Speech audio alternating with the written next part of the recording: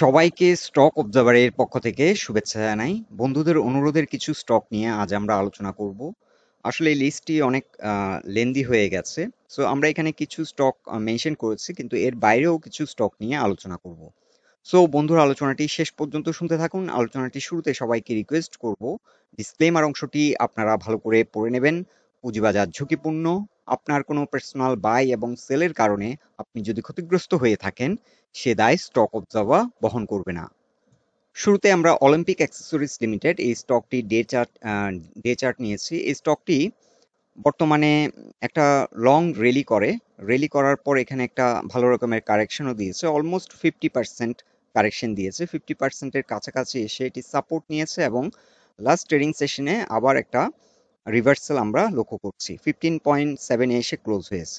So এই স্টকটি এখন 16.1, এখানে একটা রেসিস্ট্যান্স এবং পরবর্তী রেসিস্ট্যান্স হচ্ছে 18 এই জোনটিতে। আর এই স্টকটির ক্ষেত্রে এখন যেহেতু সাপোর্ট নিচ্ছে 14.2, এটি একটি সাপোর্ট পয়েন্ট এবং পরবর্তী সাপোর্ট হচ্ছে 13.9। এই স্টকটি বর্তমানে একটা সুপার বুলিশ মোমেন্টামে আছে। আর বর্তমান যে ভলিউম, এই ভলিউমের ধারাবাহিকতা যদি ঠিক থাকে তাহলে স্টকটি পরবর্তী গন্তব্য হতে পারে 19 থেকে 20.6 পর্যন্ত হতে পারে। এখানে এসে আবার একটি সাইকেল কমপ্লিট করবে। সো আমরা এলিয়ট ওয়েভ পার্সপেক্টিভ থেকে থার্ড ওয়েভটি হয়তো এই জোনটিতে কমপ্লিট করতে পারে।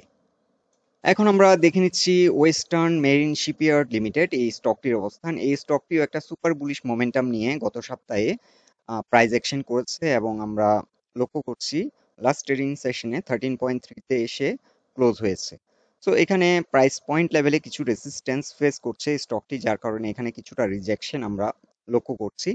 আর এই স্টকটির ক্ষেত্রে এখন পরবর্তী যে রেসিস্ট্যান্সটি ফেস করবে 14.2-তে ভালো রকমের একটা সেল প্রেশার আসবে, এরপরে 15.4 এবং এরপরে যেটা সাবস্টেন্সিয়াল সেল প্রেশার ফেস করবে 16.8।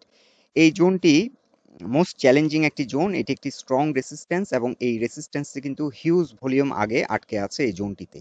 সো এই জোনটি অর্থাৎ 16.8 এই প্রাইস পয়েন্টে কিন্তু এই স্টকটি একটা হিউজ সেল প্রেশার ফেস করবে এবং এখান থেকে রিট্রেস হয়ে যাওয়ার সম্ভাবনা অনেক বেশি।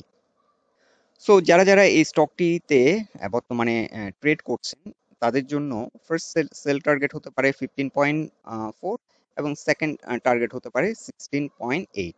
এই স্টকটি যদি এই সপ্তাহেও সুপার বুলিশ মোমেন্টামে থাকে তাহলে ফার্স্ট টার্গেট হতে পারে 16.8 এই জোনটি, অথবা এখানে আপনারা লক্ষ্য রাখবেন এখানেও কিন্তু 16.4ও কিন্তু একটা প্রাইস পয়েন্ট লেভেলের রেসিস্ট্যান্স আছে।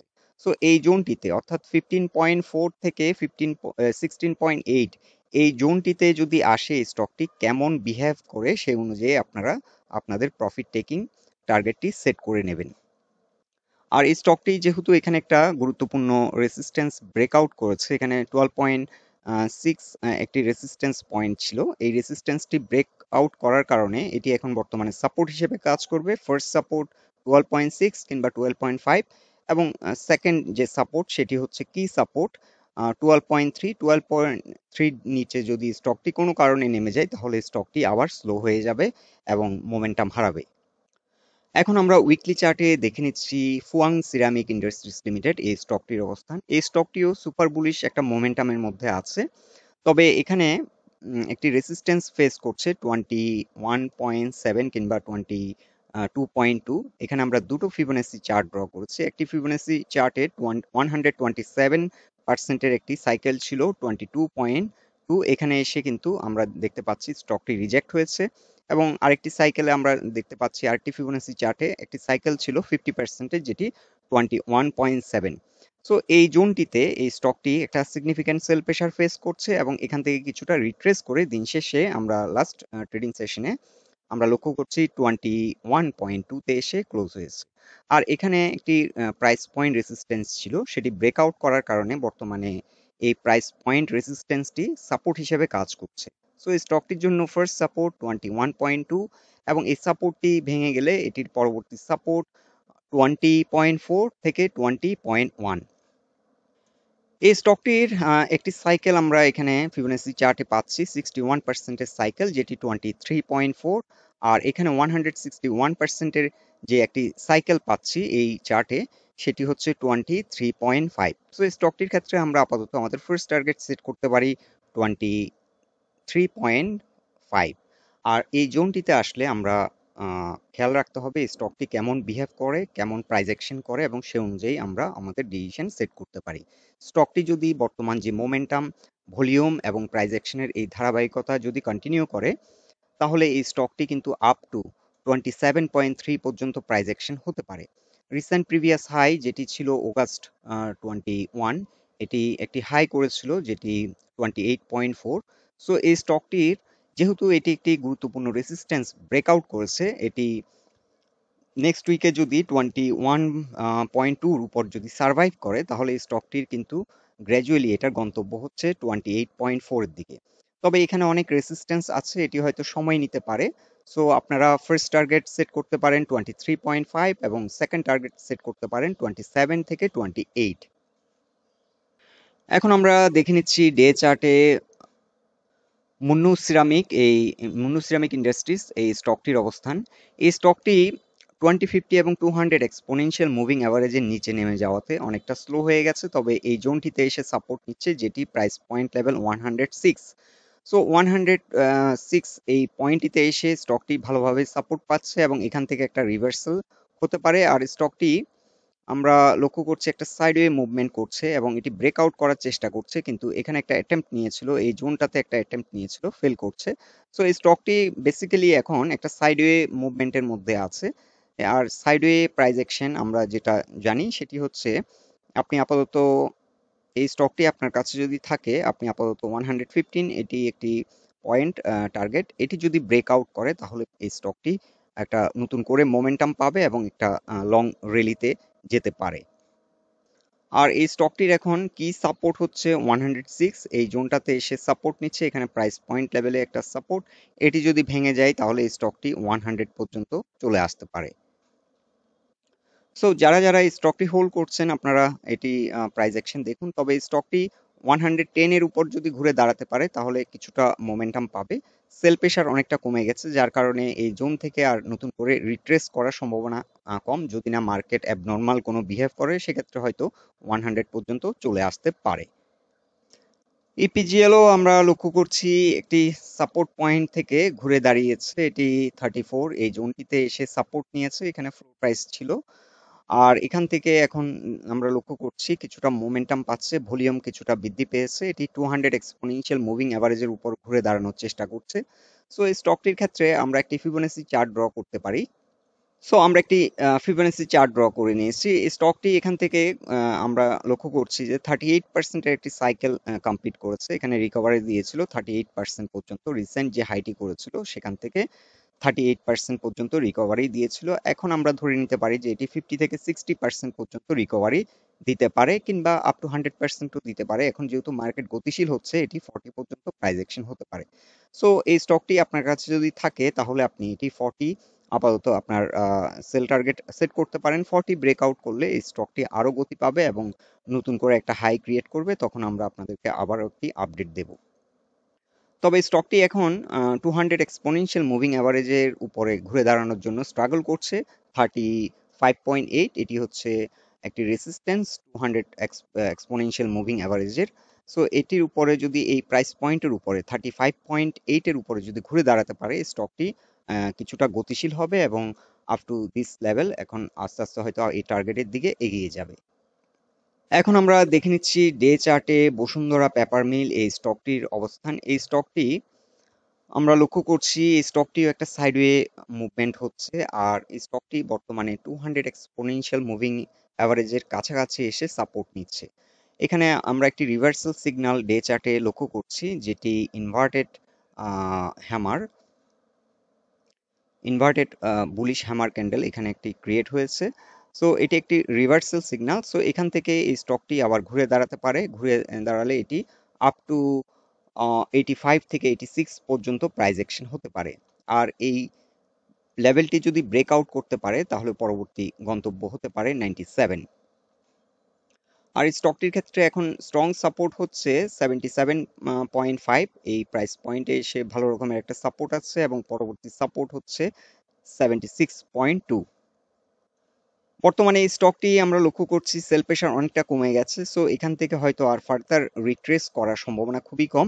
এখান থেকে অলরেডি একটা সিগন্যাল জেনারেট হয়েছে। সো এখান থেকে একটা রিভার্সাল করার সম্ভাবনা বেশি, রিট্রেস করার সম্ভাবনা খুবই কম। এখন আমরা দেখে নিচ্ছি ডে চার্টে জাহিন স্পিনিং লিমিটেড এই স্টকটির অবস্থান। এই স্টকটি এখান থেকে একটা আমরা লক্ষ্য করছি মোটামুটি গতিশীল হয়েছিল, প্রাইস অ্যাকশন করেছিল 12.2 পর্যন্ত, এবং এরপরে কিন্তু আবার একটা সাবস্টেনশিয়াল কারেকশন দিয়ে দেয় এবং এখান থেকে বর্তমানে একটা রিভার্সাল করছে। সো এই স্টকটি এখন আমরা লক্ষ্য করছি যে কারেকশনে ভলিউমটা খুব একটা বেশি ছিল না।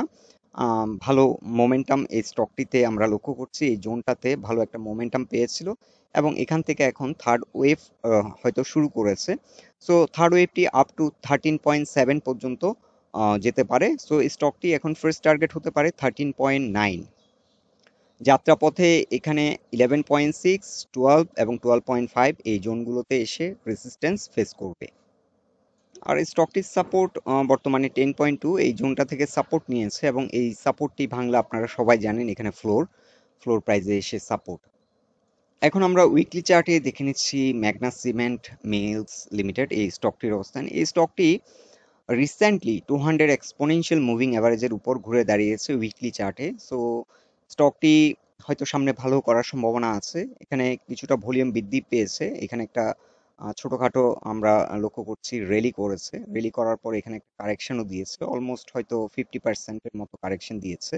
সো আমরা একটা ফিবোনাসি চার্ট ড্র করে এটি অলমোস্ট 71%-এর কাছাকাছি, সরি 78%-এর কাছাকাছি এটি কারেকশন দিয়েছে, এই জোন থেকে রিজেক্ট হয়। তবে কারেকশনে ভলিউম কিন্তু অনেক পুয়ার। এখানে মানি এন্টার করেছে কিন্তু তেমন একটা আউটফ্লো আমরা লক্ষ্য করছি না। সো এই স্টকটি এখন এখান থেকে যে রেসিস্ট্যান্সটি ফেস করবে সেটি হচ্ছে 74.2। এই জোনটিতে এসে ভালো রকমের একটা রেসিস্ট্যান্স ফেস করবে এবং এই রেসিস্ট্যান্সটি যদি ব্রেকআউট করে পরবর্তী গন্তব্য হতে পারে 97। সো এই স্টকটি আপ টু 97 পর্যন্ত প্রাইস অ্যাকশন হতে পারে। তবে যাত্রাপথে আরো কিছু রেসিস্ট্যান্স আমরা আপনাদেরকে মেনশন করে দিচ্ছি। 75 এখানে এসে একটা রেজিস্ট্যান্স ফেস করবে এবং 79 এখানেও এসে একটা রেজিস্ট্যান্স ফেস করবে। রিসেন্টলি কিন্তু 79.5 থেকে কিন্তু রিজেক্ট হয়। এটি আবার এখান থেকে হয়তো মোমেন্টাম জেনারেট করে, বিশেষ করে 70 এই জোনটি থেকে আবার একটা মোমেন্টাম ফর্ম করবে, এখান থেকে আবার একটা রিভার্সাল নিয়ে হয়তো এই জোনটিকে ব্রেকআউট করবে 79.6। এখান থেকে যে রিজেকশন হয়েছিল স্টকটি এই জোনটিকে ব্রেকআউট করে হয়তো আপ টু 86 এখানে গিয়ে আবার একটা রেজিস্ট্যান্স ফেস করতে পারে। আমাদেরকে আরেক ফ্রেন্ড রিকোয়েস্ট করেছিলেন সিএনএ টেক্সটাইল নিয়ে। সিএনএ টেক্সটাইল এখন বর্তমান সাপোর্ট হচ্ছে 11.2 এই জোনটিতে সাপোর্ট, আর 12.2 এখানে একটি 12.1 এই জোনটাতে একটা রেজিস্ট্যান্স ফেস করছে। এটি ব্রেকআউট করলে 13.6 এ এসে আবার একটা রেজিস্ট্যান্স ফেস করবে। এই স্টকটিও আমরা দেখতে পাচ্ছি ভলিউম খুব ভালো, ভালো মোমেন্টাম আছে। সো এই স্টকটি হয়তো 13.6 পর্যন্ত ইমিডিয়েট হয়তো প্রাইস অ্যাকশন হতে পারে।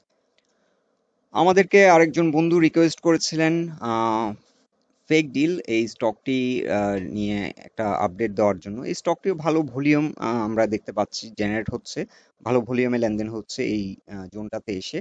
সো ফ্লোর থেকে দাঁড়িয়ে এটি কিন্তু মোটামুটি একটা মোমেন্টাম পেয়েছে, তবে এখানে পিভেটের উপরে ওঠার জন্য স্ট্রাগল করছে। 19.6 এটি একটি কি রেসিস্ট্যান্স, এই রেসিস্ট্যান্সের উপর দাঁড়াতে পারলে পরবর্তী গন্তব্য হতে পারে 23.7 এবং এই স্টকটি আপ টু 30 পর্যন্ত প্রাইস অ্যাকশন হতে পারে। সো আপনার কাছে যদি স্টকটি থাকে আপনি হোল্ড করতে পারেন। টেক্সটাইলে ভালো মানি ইনফ্লো আমরা লক্ষ্য করছি কিন্তু প্রাইস অ্যাকশন হচ্ছে না। প্রাইস অ্যাকশন হয়তো সামনের দিনগুলোতে হবে। আমাদেরকে আরেক ফ্রেন্ড রিকোয়েস্ট করেছিলেন সমরিতা হসপিটাল নিয়ে আপডেট দেওয়ার জন্য। সমরিতা হসপিটাল মোটামুটি ভালো মোমেন্টাম নিয়ে এগিয়ে যাচ্ছে, ভালো ভলিউম হচ্ছে। এখানে একটা নতুন করে ট্রেন্ড ক্রিয়েট হয়েছে এবং এখানে আমরা দেখব যে এই স্টকটি 84.7 এটি একটি খুবই গুরুত্বপূর্ণ পয়েন্ট। এই পয়েন্টটি যদি ব্রেকআউট করতে পারে পরবর্তী গন্তব্য হতে পারে 108। সো আপনি লক্ষ্য রাখেন 85 এই জোনটিতে এসে স্টকটি কেমন বিহেভ করে, বর্তমান ভলিউম বাড়ছে। সো এই রেসিস্ট্যান্সটি যদি ব্রেকআউট করতে পারে পরবর্তী গন্তব্য হতে পারে 108 এবং আপ টু 122 পর্যন্ত প্রাইস অ্যাকশন হতে পারে, যেটা রিসেন্ট একটি হাই ছিল 2022 জানুয়ারিতে। সো এটি আপ টু দিস হাই অর্থাৎ প্রাইস পয়েন্ট লেভেল 102 পর্যন্ত 122 পর্যন্ত প্রাইস অ্যাকশন হতে পারে। আর এই স্টকটিও এখন নতুন করে আপ ট্রেন্ডে যাচ্ছে, আপনার কাছে থাকলে আপনি হোল্ড করতে পারেন। সো বন্ধুরা, এটাই ছিল এই স্টকগুলো নিয়ে আমাদের অবজারভেশন। আলোচনাটি যদি আপনাদের ভালো লেগে থাকে অবশ্যই পোস্টটিকে লাইক দিন, আর আমাদের সাথে থাকার জন্য আপনাদের অসংখ্য ধন্যবাদ।